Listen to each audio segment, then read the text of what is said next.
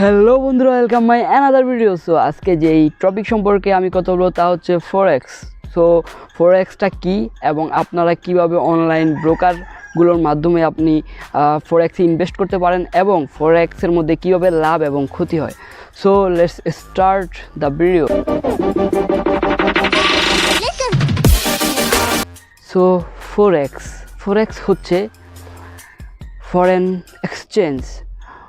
নিজের দেশের কোনো মুদ্রার বিনিময়ে যদি আপনি অন্য একটি দেশের মুদ্রা ক্রয় করেন বা বিক্রয় করেন, একেই ফরেক্স বা ফরেন এক্সচেঞ্জ বলা হয়। সুতরাং আমরা প্রতিনিয়তই বা প্রত্যেকেই পরোক্ষ বা প্রত্যক্ষভাবে ফরেক্স মার্কেটিং করেছি কোনো না কোনোভাবেই। যেমন আপনি চিন্তা করে দেখুন, আপনি ইউএস থেকে ইউরোপে ঘুরতে যাবেন। সো ইউরোপ থেকে আপনি যখন ইউরোপে যাবেন, ইউরোপের মুদ্রার নাম হচ্ছে ইউরো এবং ইউএসের মুদ্রার নাম হচ্ছে ডলার। সো আপনি যখন ইউরোপে যাবেন তখন ইউরোপের যে রেস্টুরেন্ট বা কোনো কিছু যদি আপনি ক্রয় বিক্রয় করতে যান বা কোনো কিছু কিনতে আপনি ইউরোপে যান, তখন আপনার ইউরো প্রয়োজন হবে। সুতরাং আপনি ইউএসের বাসিন্দা হলে আপনার ডলার আছে। সুতরাং আপনি যদি ওই দেশে যেতে চান তাহলে আপনাকে প্রথমে আপনার যেই ডলার আছে ওই ডলারকে আপনাকে ইউরোতে রূপান্তরিত করতে হবে। এই যে ইউরোপে রূপান্তরিত আপনি করছেন, এই রূপান্তরিত করাকেই বলা হয় ফরেক্স বা ফরেন ট্রানজ্যাকশান বা ফরেন এক্সচেঞ্জ বলা হয়। সুতরাং আশা করি আপনারা বুঝতে পেরেছেন ফরেক্স বা ফরেন এক্সচেঞ্জটা আসলে কী। তো আমরা জানবো কীভাবে আপনি ফরেক্সের মধ্যে লাভ বা ক্ষতি করবেন বা আপনি ইনভেস্ট করে কীভাবে আপনি লাভ বা ক্ষতি হতে পারে। ফরেক্সে লাভ বা ক্ষতি কীভাবে হয়, তো প্রথমে আমরা লাভ জানবো। সো আমি একটা উদাহরণ দিয়ে আপনাদেরকে বুঝিয়ে দিচ্ছি। প্রথমেই মনে করুন যে আপনি একজন ট্যুরিস্ট এবং আপনি থাকেন ইউএসএ। তো ইউএসের মধ্যে যে কারেন্সিটা হচ্ছে ডলার এবং ইউরোপে আপনি যাবেন ইউএস থেকে ইউরোপে। তো ইউরোপের যে কারেন্সিটা হচ্ছে ইউরো। এখন আপনি যখন ইউরোপে যাবেন এবং ইউরোপে যে হোটেলগুলো আছে এবং কোনো কিছু ক্রয় বিক্রয় করতে গেলে আপনাকে অবশ্যই আপনার ওই দেশের মুদ্রার প্রয়োজন হবে, ইউরোর প্রয়োজন হবে। এখন আপনি ডলারকে ইউরোতে কনভার্ট করবেন। সো কনভার্ট করার জন্য আপনি যে কোনো একটি ব্যাংকে যাবেন, যে ব্যাংকগুলো বা যে প্রতিষ্ঠানগুলো ফরেক্স এক্সচেঞ্জ করে বা ফরেন এক্সচেঞ্জ করে। তো আপনি যাওয়ার পরে ওইখানে দেখলেন যে এই রেট দেওয়া আছে, ওই রেট দেওয়া আছে $1 বা 1.25 ডলার সমান 1 ইউরো বা 1 ইউরো সমান 1.25 বা 25 ডলার। সো দেখার পরে আপনি আপনার $10,000 দিয়ে আপনি 8,000 ইউরো নিলেন। নেওয়ার পরে আপনি ইউরোপে গেলেন, গিয়ে কয়েকদিন থাকলেন। কোনো কারণবশত আমরা ধরে নিলাম কোনো কারণবশত আপনি 8,000 ইউরো আপনার খরচ হয়নি বা আপনার আত্মীয় স্বজন ছিল, এ কারণে যে কোনো একটা ব্যাপারে আপনার খরচ হয়নি এবং 8,000 ইউরো নিয়ে আপনি আবার আপনার দেশে বা ইউএসএ চলে আসলেন। আসার পরে আপনি যখন আবার আপনার এই 8,000 ইউরো নিয়ে প্রতিষ্ঠানের কাছে গেলেন এবং গিয়ে ওখানে দেখলেন যে এখন রেট দেওয়া আছে 1 ইউরো সমান 1.26 ডলার।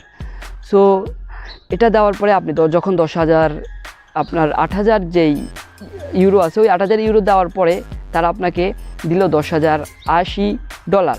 সো এই $10,080 যে আপনার লাভ হলো, মানে যে $80 আপনার প্রফিট হলো, এটা কোনো কষ্ট ছাড়াই আপনার এই $80 আপনার প্রফিট হলো। এই যে প্রফিটটা হয়েছে, এই প্রফিটটাকেই বলা হয় ফরেক্সের লাভ।